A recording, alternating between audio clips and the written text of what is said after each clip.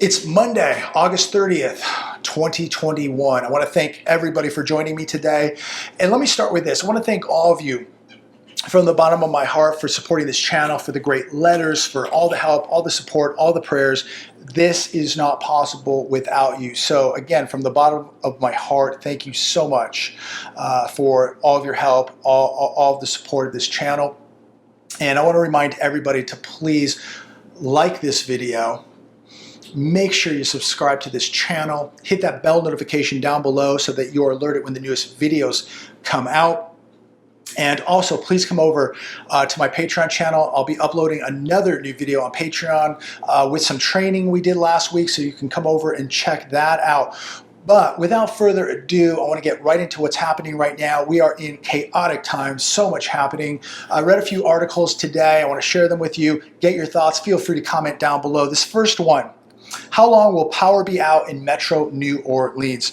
How long would you last if the power was out? These are things we really need to start critically thinking about. These are things that we really need to be preparing for. New Orleans right now is in the dark, ladies and gentlemen. So as this Hurricane Ida, begins to settle down, it's done a lot of damage, and a lot of people are in the dark. Other parts of New Orleans, such as Jefferson, St. Bernard, Plaquemines parishes, parts of St. Charles, Terrebonne parishes, they're all in the dark. And this is another reminder of how fast things can happen, and another reminder of why you're preparing and I'm preparing, why we're putting food away, water away, security. Because with everything we're seeing as far as ransomware attacks, grids going down, cyber attacks, man-made disasters, natural disasters, you need to be prepared for anything. It's 2021, anything is possible, and I believe we're going to see a lot more things happening in 2022, so you need to be preparing. They're urging people in Louisiana to remain sheltered, implementing anti-looting protocols in darkened city. Without power, this creates opportunity for very, very bad people. Okay, they take advantage. This is opportunity for bad people to come out when the power's out, when you can't turn on the lights in your house. People are coming out and they're going to try to take advantage of the situation. And again, it's another stark reminder of why you need security, why you need to be ready, why you need to be awake and prepared for anything. So if you don't have drinking water right now, if you don't have food right now, if you don't have security right now, you're in big trouble. You could be a victim here. So make sure you have food, make sure you have water, and make sure you have security. Again, it doesn't have to be an economic collapse. It could be a natural disaster like the one we just witnessed down in New Orleans. Bloomberg today: parabolic gold. John Paulson warns inflation well above expectations is on its way.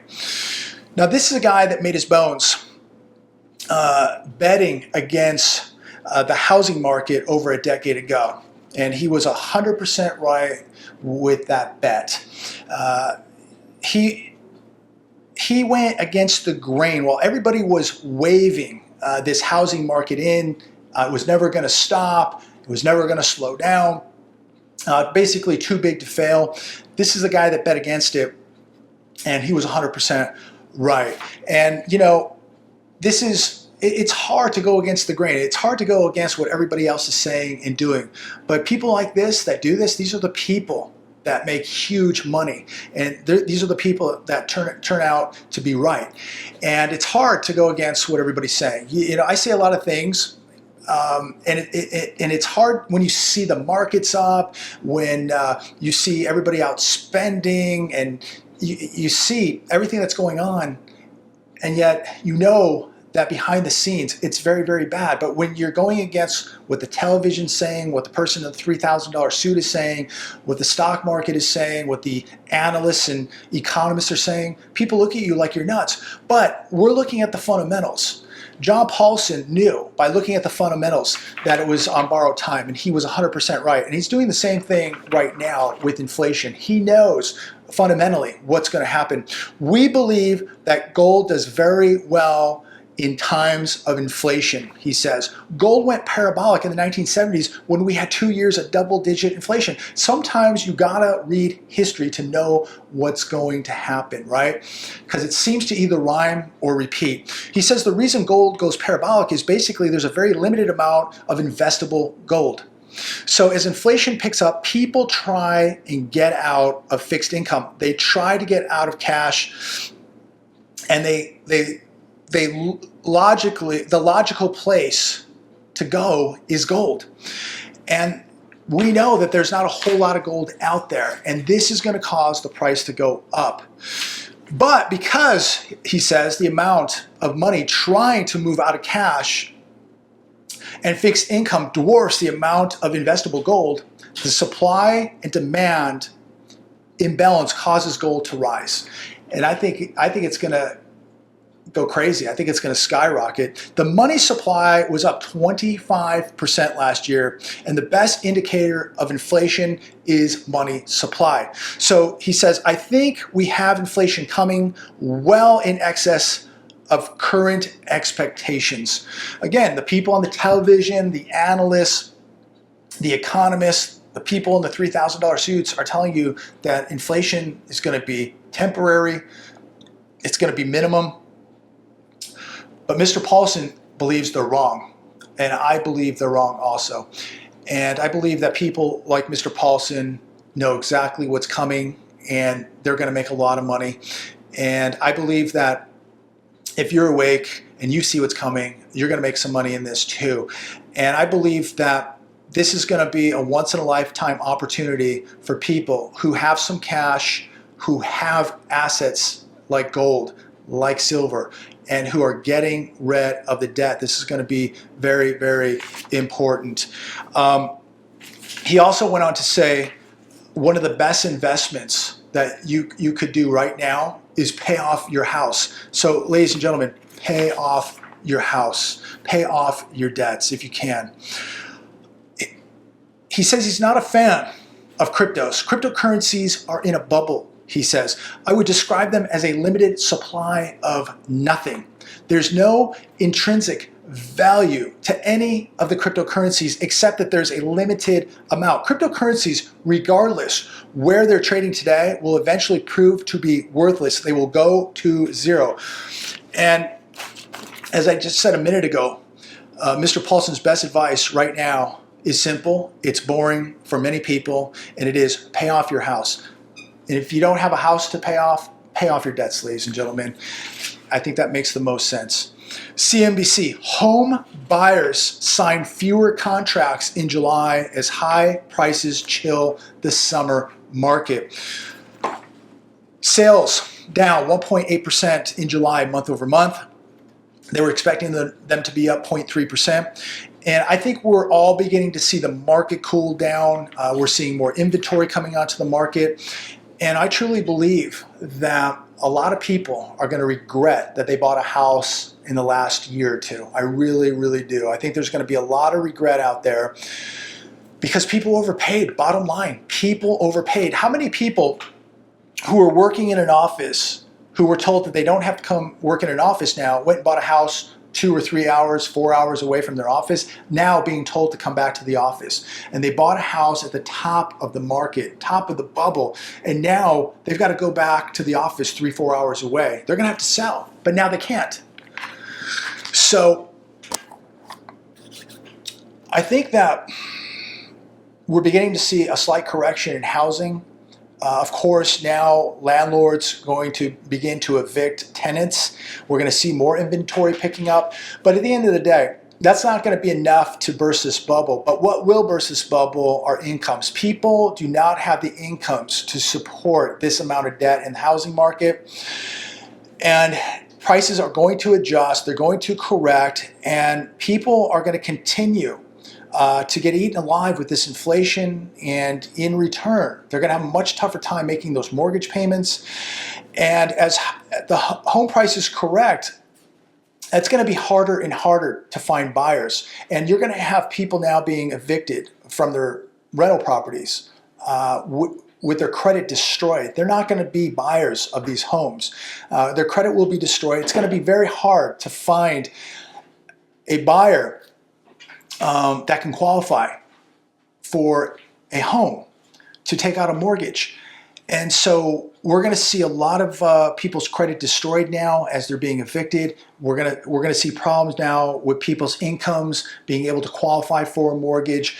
BlackRock and Blackstone can't buy every house. Sooner or later, we're going to see this bubble burst, and there's going to be a lot of regret by people who bought in this massive bubble. And how many people now in this country who have a mortgage, half of their income is going just to pay that mortgage? How long does this go on with this massive inflation eating them away? You look at the price of a new or used car, 30, 40, 50% of their income before taxes going to a mortgage payment. And now we know gas prices are going to go up because of this hurricane. We continue to see oil now coming back up.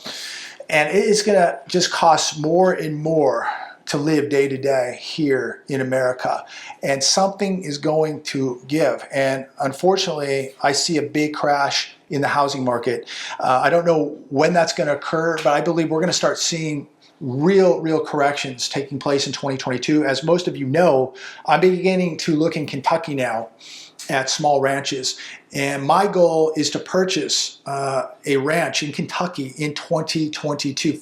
Feel free to comment down below. Thank you so much for the people that commented a few videos ago from Kentucky. Many said Western Kentucky or Southern near Tennessee is one of the best places. Let me know what you think. But my goal is to get to Kentucky, have a small ranch, and just get out of the state of California, because this place is done. California is done. It is not the place it was a decade ago for sure, or 20, 30, 40 years ago. This place is really going down fast. So I'm getting out of here. My goal is to be in Kentucky spring, summer, or fall of next year, whenever I find the place that suits me. But I've got to get out of here. California is done. Many of you have been telling me to get out of here. I'm going to take your advice, and I'm getting out of here. So I'm getting some of my finances situated, and I would not buy anything right now in 2021. That's me. You can do whatever you want to do, but I would not buy anything in regards to real estate right now in 2021. There's just too much uncertainty, and I wouldn't buy a candy bar in this type of bubble, okay? So I'm going to wait it out through the fall to winter here. We'll see what we're starting to look at in spring, and if I find something at the right price this coming spring or summer, I'm grabbing it. I'm out. And I cannot wait. Unfortunately, I cannot wait to get out of the state of California. It has just been absolutely tragic, criminal what they've done to this state. The hedge today. This won't end well. Gen Zers take on debt to invest. I talked about this probably about a month ago, and this is just the illusion, this mess that we have in regards to the stock market, this castle built on quicksand. 40% of investors said that they've taken on debt to invest. This is where we're at today, ladies and gentlemen. 40% of all investors took on debt to get into these markets.